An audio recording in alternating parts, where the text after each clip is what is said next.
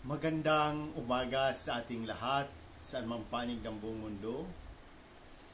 Mga nakikinig at nanonood ngayon, atin naman pakinggan ang mabuting balita ng Panginoon ayon kay San Marcos.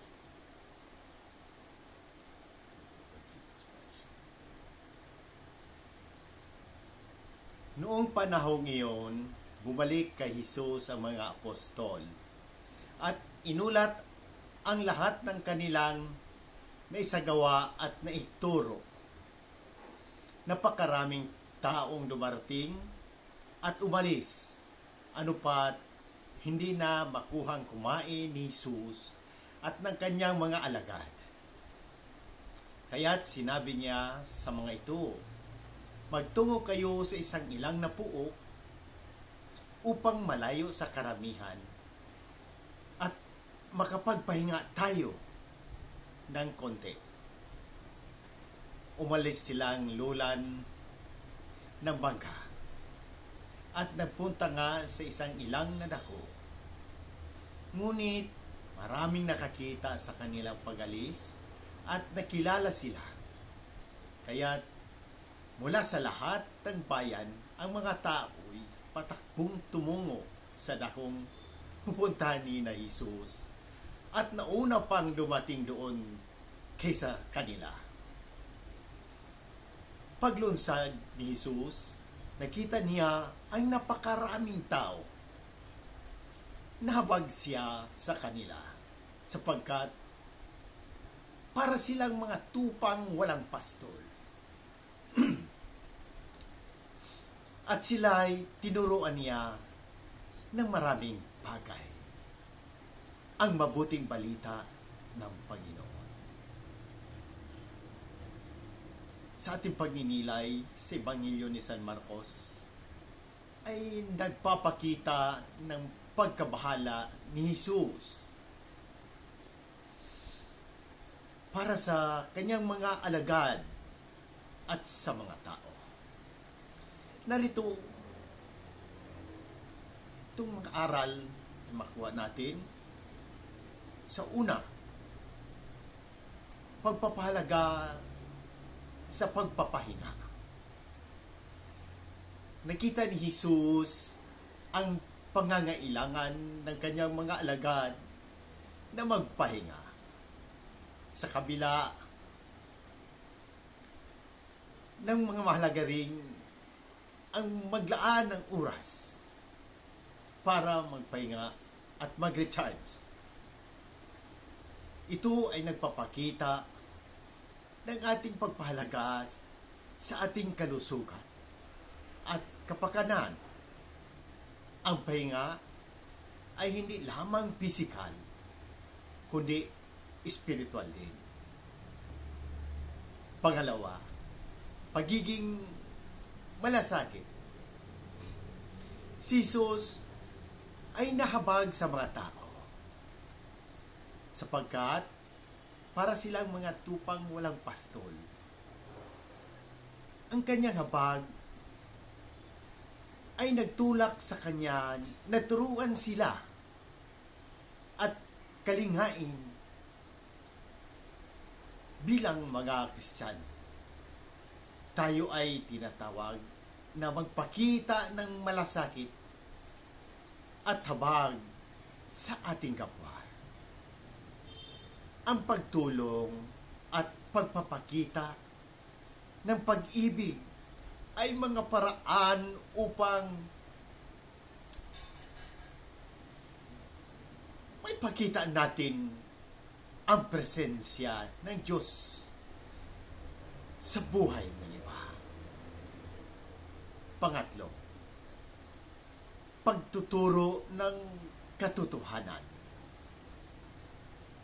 Tinuruan ni Jesus ang mga tao ng maraming bagay. Ang kanyang mga aral ay nagbibigay ng liwanag at gabay sa kanilang buhay bilang mga alagad ni Kristo. Tayo rin ay tinatawag na magbahagi ng kanyang salita at magturo ng katotohanan. Ang ating mga salita at gawa ay dapat na magbigay inspirasyon at pag-asa sa iba. Pang-apat, ang paghahanap ng Diyos. Ang mga tao ay nagpatakbo upang hanapin si Jesus. Ito ay nagpapakita ng kanilang pananabik at pagnanais na makilala siya at marinig ang kanyang mga aral. Bilang mga mananampalataya, mahalaga na magpatuloy na paghahanap at pagkilala sa Diyos sa ating buhay. Ang ating pananampalataya ay dapat na maging buhay at aktibo. Panglima, pagiging pastol sa kapwa. Si Jesus ay tinawag na mabuting pastol na nagmamalasakit sa kanyang kawan. Bilang mga alagad, tayo rin ay tinatawag na maging pastol sa ating kapwa. Magbigay ng gabay, suporta at pagmamahal. Ang ating mga simpleng gawa ng kabutihan ay maaaring magdulot ng malaking pagbabago sa buhay ng iba. Anong mga hakbang na ating dapat mga gawin? Una, magbigay ng tamang kaalaman at edukasyon. Mahalaga ang pagbigay ng tamang kaalaman tungkol sa ating pananampalataya. Maaari tayong magsagawa ng mga Bible study, catechism classes, at iba pang edukasyonal na programa upang mas maintindihan ng ating kapwa ang aral ng simbahan. Aktibong paglilingkod sa parokya. Makilahok sa mga gawain ng parokya tulad ng pag-ayos ng mga mesa, pagtulong sa mga charity events, at pag-organisa ng mga religious activities. Ang aktibong pakikilahok ay nagpapakita ng ating malasakit at suporta sa simbahan at komunidad. Pangatlo, pagsasanay sa pagiging mabuting pastol.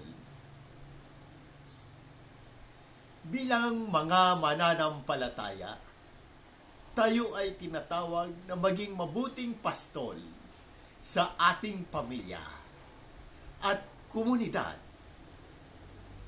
Ipinapakita natin ito sa pamamagitan ng pagiging halimbawa ng kabutihan, pagiging bukas palad, at pagpapakita ng malasakit sa iba. Pang-apat, suporta sa mga pari at leader ng simbahan. Ang mga pari at leader ng simbahan ay ang ating mga pastol. Mahalaga ang pagsuporta sa kanila, sa kanilang misyon at ministeryo. Tayo ay maaring magboluntaryo sa mga proyekto ng simbahan at magbigay ng ating oras at kakayahan upang matulungan sila.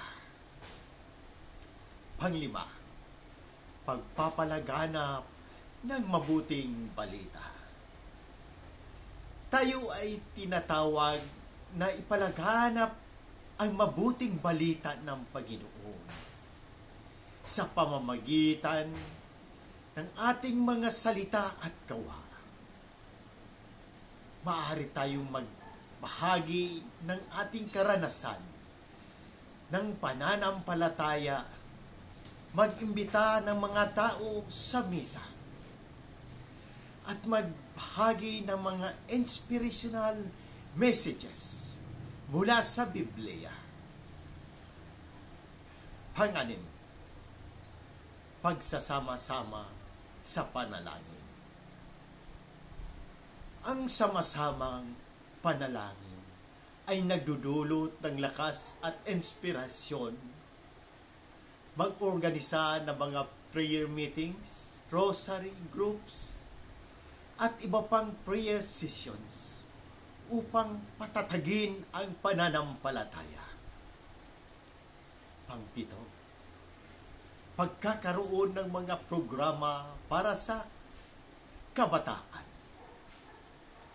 Mahalaga ang pag-aalaga sa espiritual na kalagayan ng kabataan.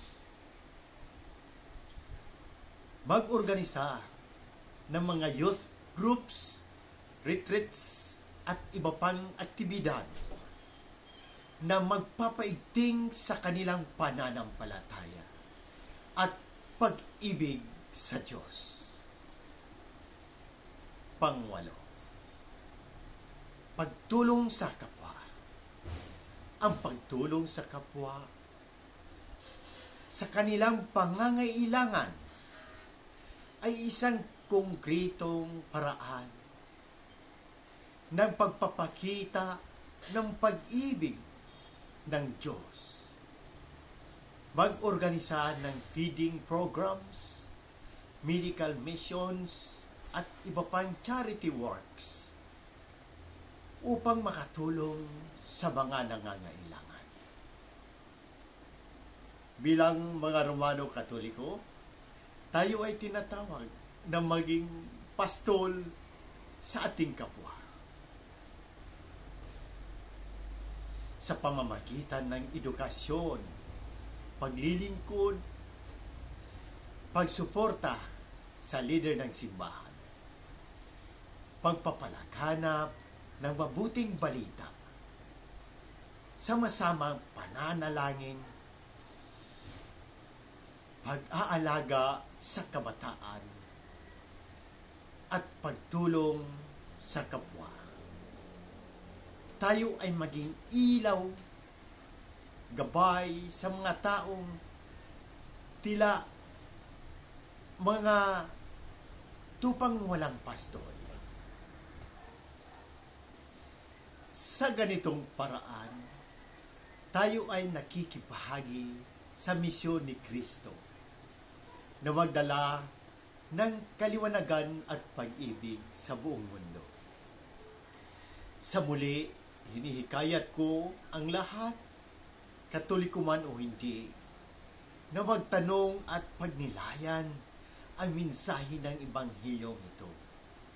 Kung may katanungan kayo tungkol sa pananampalataya, ang ating simbahan o ang anumang aspeto ng ating buhay, bukas ang aking puso na sagutin ang mga ito. Sama-sama nating pagnilayan at pahalagahan ang habag at pag-ibig ng Diyos na ipinapahayag ni Jesus sa Ebanghilyong ito. Sa pamagitan ng ating mga gawain at salita, naway maging daluyan tayo ng habag at pagmamahal ng Diyos sa lahat ng tao. Amen. In nomine Patri et Filii et Spiritus Sancti. Amen.